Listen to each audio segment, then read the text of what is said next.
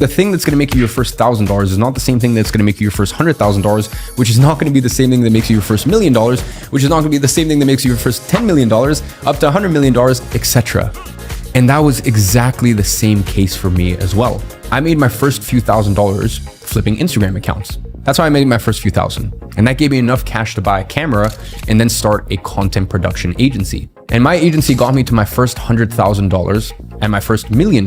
And that first $1 million then allowed me to invest into a team and structure to build my software company and my e-learning company. And that took me to my first $10 million. It's really like a staircase, and each step takes you to a new level. And the crucial thing for you to understand here is that you have to start at the bottom.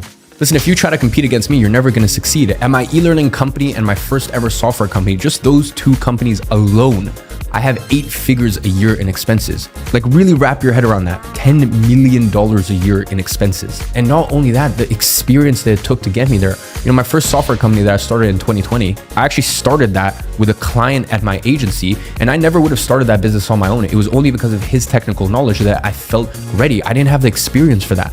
And I definitely wasn't going to throw hundreds of thousands of dollars investing in a venture when I had no experience and I could lose it all. If you try to do the same business model as someone who's making millions of dollars a year, or maybe even tens of millions of dollars a year, it's a very different game because you lack the funds, you lack the business experience, and you lack the structure.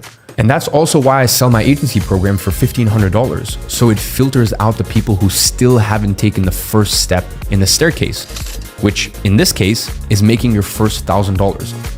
Because it's simple. If they can't find a way to put together $1,000 for that level of mentorship and guidance, well, then they're probably not going to even succeed in the first place with the things I teach them in Agency Navigator, because they're simply at a different career stage. They just need to focus on making the first $1,000. That's it.